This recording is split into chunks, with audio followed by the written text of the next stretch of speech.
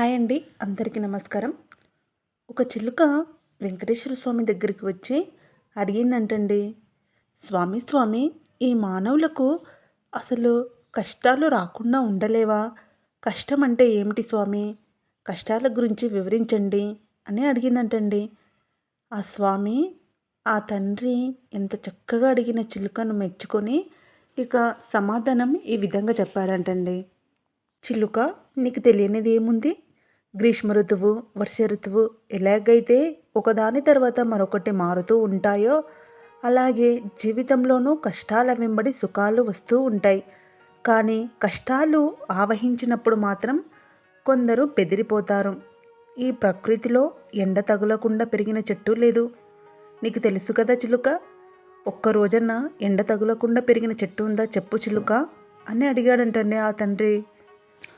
ఇక ఆ చిలుక, అవును స్వామి, ఎండ తగలని చెట్టు లేదు అని సమాధానం చెప్పిందంట. కష్టం లేకుండా ఎదిగిన మనిషి లేడు. నిజానికి కష్టాలు ఎలా బతకాలో మనుషులకు నేర్పిస్తాయి. ఎన్నో గుణపాఠాలు అందిస్తాయి. ఎవరిని నమ్మాలో ఎవరి నమ్మకూడదో అర్థమయ్యేలా చేస్తాయి. అందుకే కష్టాలు వచ్చినప్పుడు వాటి నుంచి బయటపడే మార్గాలు అన్వేషించాలి. వాటి నుంచి పారిపోవడానికి ప్రయత్నించకూడదు. ఇక ఈ జీవన ప్రయాణంలో ఎగుడు దిగుళ్ళుంటాయి. గెలుపు ఓటములు తప్పవు. ఓడినా గెలిచినా కష్టపడడం మాత్రం ఆపకూడదు.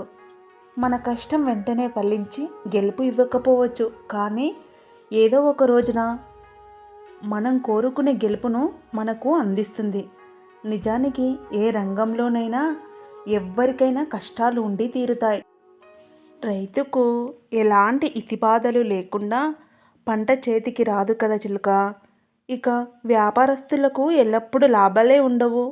ఆధ్యాత్మిక సాధకుడికి తపోదీక్ష ప్రారంభించగానే దైవ దర్శనము కాదు, సంకల్ప బలం, కృషిని నమ్ముకున్న వారు మాత్రం ఏనాటికి ఎదురు తిరిగినట్లు ధైర్యంతో కష్టాలను ఎదుర్కొని అద్భుతమైన విజయాలను అందుకుంటారు. ప్రకృతి అంటే అందమైన పర్వతాలు, శిఖరాలు మాత్రమే కాదు, లోయలు కూడా ఉంటాయి. అలాగే జీవితం అంటే ఆనందమే కాదు, ఆవేదన, కష్టాలు కూడా ఉండక తప్పవు. అందుకే మనకు కష్టాలు ఎదురయ్యాయని ఎవ్వరినీ నిందించకూడదు. కలకాలం ఉండని కష్టాల గురించి కలత చెందకుండా స్థిత ప్రజ్ఞతతో, ఆత్మవిశ్వాసంతో ముందుకు సాగాలి. మనోనింబరాన్ని అలవర్చుకోవాలి అని వెంకటేశ్వర స్వామి ఆ చిలుకకు కష్టాల నుంచి ఏ విధంగా తప్పించుకోవాలో కాకుండా కష్టాలను ఏ విధంగా జయించాలని ఎంత చక్కగా వివరించారు కదండి స్వామి. అంతెందుకు చిలుక, నువ్వు చెప్పు. నువ్వు నీ పిల్లలు గూళ్ళు కట్టినప్పుడు ఎండొచ్చినా వానొచ్చినా ఎంత కష్టాలు వచ్చినా నిడంబరంగా ధైర్యంగా ఎదుర్కొని ముందుకు సాగరు. సూక్ష్మజీవి అయిన నువ్వే ఎంత చక్కగా మానవాళికి అందరికీ నేర్పించవచ్చు. కష్టాలు జీవితంలో సహజం. కష్టాలు లేని జీవితము ఉండదు. ఇక నిన్ను చూసి కూడా మానవులు నేర్చుకోవచ్చు కదా చిలుక, మరి నేనెందుకు చెప్పను అని అన్నాడంటండి. లేదు తండ్రి, నేను చిలుకను. నేను చెప్తే ఈ మనుషులు అర్థం చేసుకోరు. నువ్వు భగవంతునివి. నువ్వు చెప్తే ఖచ్చితంగా అర్థం చేసుకుంటారు తండ్రి అని ఆ చిలుక ఆ తండ్రికి సవిరంగా చాలా చక్కగా అర్థమయ్యేటట్టు చెప్పిందంటండి. కొందరు కష్టాలు కలిగినప్పుడు దైవంపై విశ్వాసాన్ని కోల్పోతారు. కానీ ఎందరెందరో దైవభక్తులు మాత్రం ఎన్ని కష్టాలు, దుఃఖాలు అనుభవించినా తాము నమ్ముకున్న దైవాన్ని వీడలేదు. అలాంటి వారిలో వివరంగా చెప్పాలంటే తుకారం, పోతన, సత్తి సక్కుబాయ్ మొదలైన వారు ఉన్నారు. బాలభక్తుడైన ప్రహ్లాదుడిలా కష్టాలలో కూడా స్థిరచితులైన వారే ఆ దైవానికి ప్రీతి పాత్రులవుతారు. ఉత్తమ భక్తులుగా చరిత్రలో నిలుస్తారు. స్వామి వివేకానంద మహనీయులందరూ కష్టాల నుంచే జీవిత పాఠాలు నేర్చుకున్నవారు. కష్టాలే వారి నిద్రా వ్యవస్థలో ఉన్న శక్తుల్ని, ప్రతిభల్ని అభివ్యక్తం చేశాయి. అందువల్ల ఎప్పుడైనా ఓడినప్పుడు ధైర్యంగా నిలబడాలి. గెలిచినప్పుడు స్థిరంగా, ప్రశాంతంగా ఉండాలి. మానసిక బలానికి ఇదే నిదర్శనమని తెలుసుకోవాలి. అని ఒక హితవు పలికారు. కష్టాలు ఎదురైనప్పుడు, సమస్యలను పరిష్కరించుకోలేనప్పుడు చాలామంది నిరాశకు గురవుతారు. నిజానికి మనం ఉన్న పరిస్థితులకి మనమే కారకులం. అందుకే ఆ పరిస్థితులను మార్చుకోగల శక్తి కూడా మనలోనే ఉంది. అంతా మనలోనే ఉంది. మళ్ళీ ఇక్కడ కూడా సబ్కాన్షియస్ మైండ్ మన లోపలే ఉంటుంది. ప్రపంచంలో ఏమీ ఉండదు, అంతా మన లోపలే ఉంటుంది. ఆ దైవము బయట ఉన్నారు, మన లోపలే ఉంటాడు. మరి మన లోపల ఉన్న ఆ దైవాన్ని చేరాలంటే ఎలా? ఎన్నో కష్టాల నుంచి ఎదుర్కోవడాలా దైవ మార్గాన్ని దైవాత్మిక చింతనలో గడపాలి. ఆ తండ్రి కోసం అర్ధగంట సేపు సమయాన్ని కేటాయించుకోవాలి. ఆ తల్లిదండ్రులను చేరుకోవడానికి ఉన్న ఈ 24 అవర్స్లో ఒక్క హాఫ్ అన్ అవర్ అనేది ఒక పీరియడ్ లాగా వాళ్ళ కోసమే.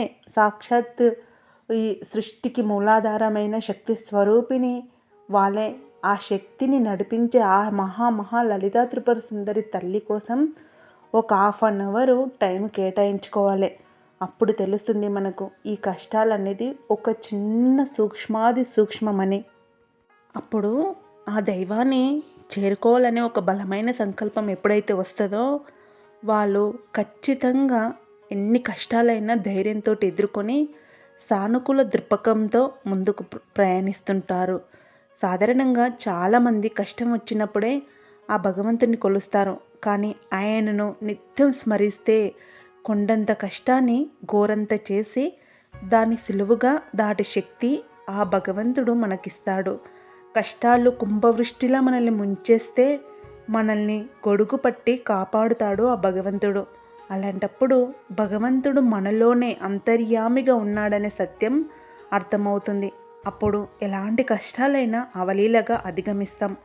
మీకు ఈ వీడియో చూసినందుకు ఏమనిపిస్తుందో ఖచ్చితంగా కామెంట్ చేయండి. ఆ భగవంతుని చేరుకోవడం కోసమే ఈ వీడియో యొక్క ముఖ్య ఉద్దేశం. మనిషికి వెలుగు చీకటి ఎంత ఇంపార్టెంటో జీవితంలో కష్టాలు కూడా అప్పుడప్పుడు వస్తూ ఉంటాయి. కానీ ఆ కష్టాలను చూసి తట్టుకోలేనంత బలహీన స్థితిలో మనిషి ఎప్పటికీ ఉండకూడదు కూడా. ఎందుకంటే ఆ దైవ చింతలో, ఆ ఆధ్యాత్మిక చింతలో, ఆ భగవంతుని నీడలో కనుక మనం ఒక హాఫ్ అన్ అవర్ ఆ తండ్రికి కేటాయించుకొని ఆ తండ్రిని కనుక మనం సేవిస్తే అప్పుడు తెలుస్తుంది మనకు మన విలువ అంటే ఆ భగవంతుడు మన లోపలే ఉండని. మళ్ళీ ఈ వీడియో కనుక మీకు నచ్చినట్టయితే ఖచ్చితంగా సబ్స్క్రైబ్ చేసుకోండి. చూసారు కదండి, జీవితంలో కష్టాలు చాలా చిన్నవి అని. అనేక మార్గాలకు ఆ భగవంతుని లోపలే జవాబు దొరుకుతుంది మనకు. ఇక ఆలస్యం ఎందుకు?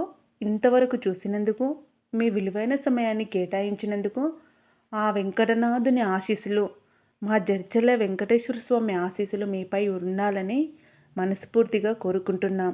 జై హింద్.